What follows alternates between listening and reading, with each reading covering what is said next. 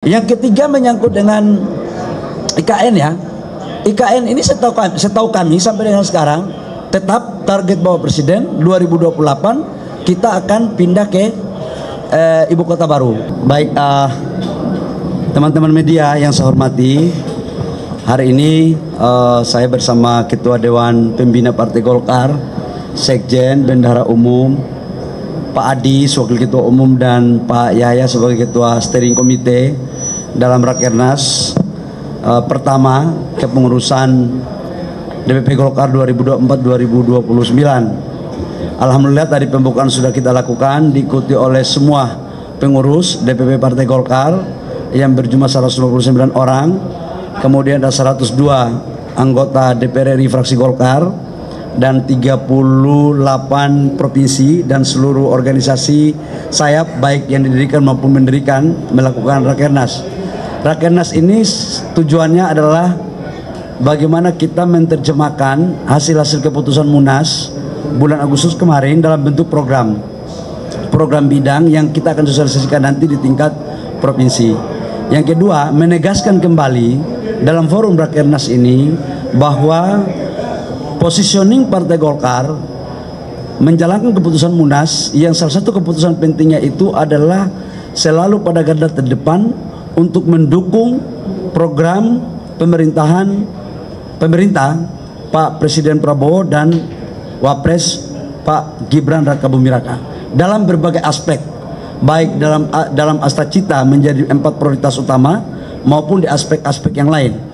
Dan itu juga Golkar akan memikirkan tentang bagaimana kita membuat satu reformulasi mekanisme sistem politik ke depan yang baik, yang cost-nya tidak mahal, tapi juga melibatkan masyarakat dan tidak mengurangi substansi daripada nilai-nilai demokrasi itu sendiri. Saya pikir itu teman-teman semua yang saya mau sampaikan. Silakan kalau ada pertanyaan.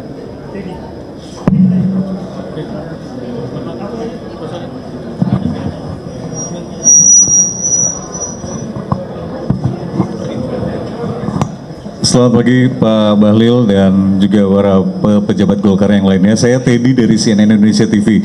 Pak, mencermati tadi pidato Bapak di dalam ada yang menarik.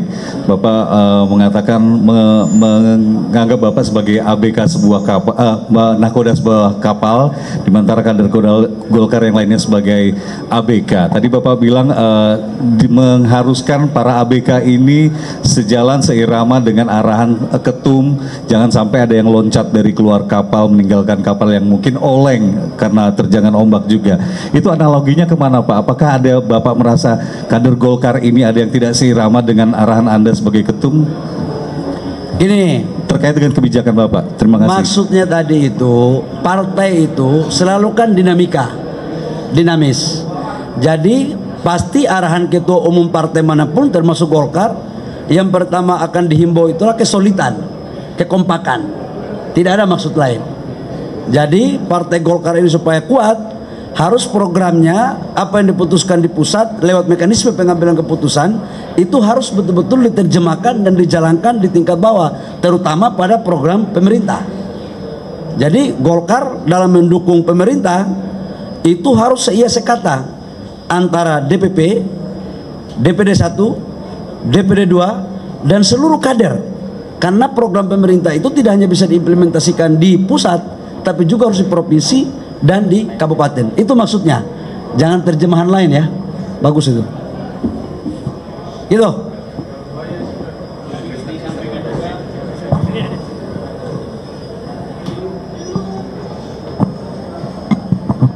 Edi dari Rakyat Merdeka. Tadi juga disampaikan bahwa Partai Golkar mau menambah kursi di DPR. Kira-kira tepatnya berapa kalau dari kalkulasi dari Pak Bahlil sendiri? Golkar di 2009 akan berapa kursi? Ya inilah fungsinya Raker ini untuk membahas itu. Yang jelas target kita di atas 102. Berapanya seiring waktu berjalan aja. Karena salah satu kunci kesuksesan satu kepengurusan atau seorang ketua umum itu dilihat dari keberhasilan dalam memperoleh penambahan kursi. Jadi biar kita pintar, tapi kalau kursinya nggak naik, output politik partai itu kan kursi. Ukurannya itu aja. Jadi kami pingin untuk kursi kami nambah. Itu. Ya, Pak Bahlil, saya Krisna dari Kompas.com. Pak Bahlil, ada 3 pertanyaan dari saya. Pertama, soal isu reshuffle nih Pak, yang disampaikan oleh Pak Presiden pada tempo hari lalu, bahwa memang Pak Presiden ini akan ada menteri-menterinya, jika menteri-menteri yang tak seirama dengan berjalan dengan dia bakal keluarkan, karena memang itu tidak mementingkan rakyat menurut beliau. Nah, pendapat Pak Bahlil sebagai menteri Pak Presiden ini seperti apa Pak? Karena Pak Bahlil kan juga ada di dalamnya. Apakah memang benar pernyataan Pak Presiden terkait ada menteri yang tak seirama dengan hal itu? Lalu pertanyaan kedua Pak, soal pemotongan anggaran nih Pak, 70% di kementerian-kementerian. Nah, Pak Bahlil menilai itu seperti apa Pak? Karena adanya pemangkasan anggaran 70% itu. Lalu yang ketiga Pak, soal isu anggaran IKN diblokir Pak.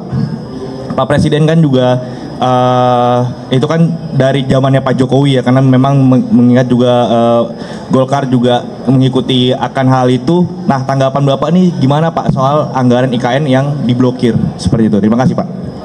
Ya, yang pertama menyangkut dengan apa yang ditanyakan tentang hak prerogatif presiden. Jadi gini, menteri itu diangkat dan diberhentikan oleh Bapak Presiden, karena itu adalah hak prerogatif presiden.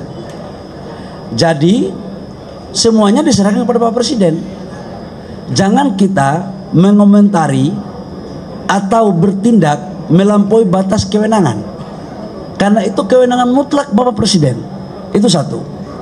Yang kedua adalah sudah menjadi sebuah keharusan dan kewajiban, apa yang diperintahkan oleh Bapak Presiden harus dilakukan oleh pembantu Presiden. Menteri itu pembantu. Menteri itu pembantu Presiden. Jadi memang harus diterjemahkan apa yang menjadi program arah kebijakan Presiden. Jadi semuanya diserahkan kepada Bapak Presiden.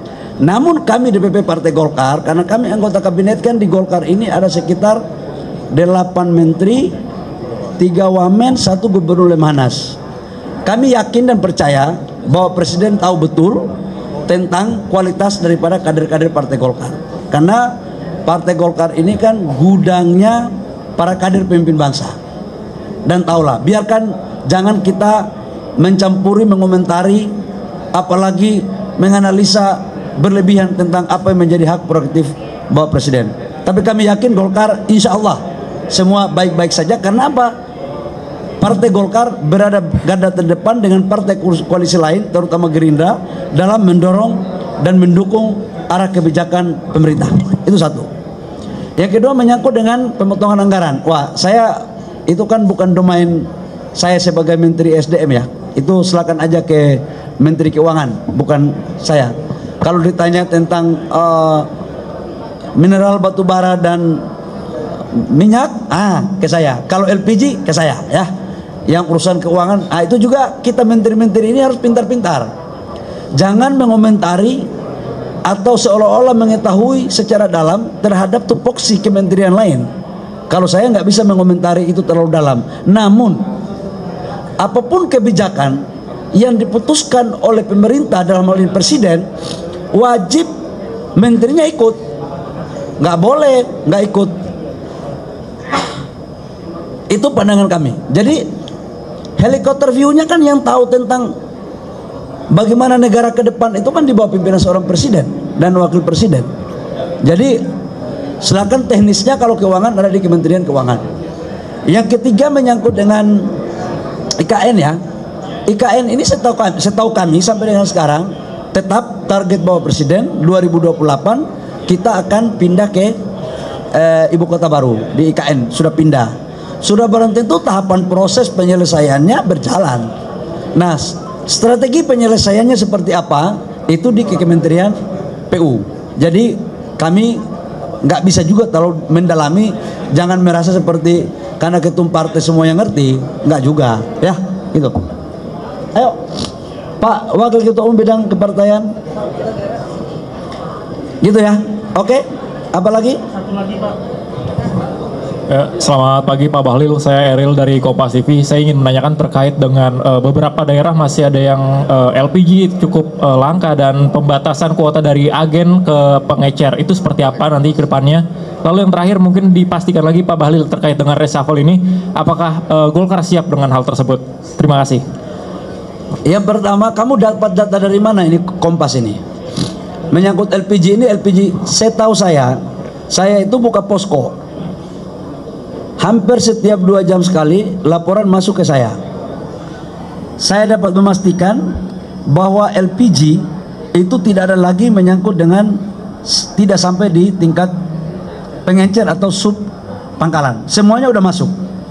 Nah, yang saya dapat informasi adalah LPG 12 kg.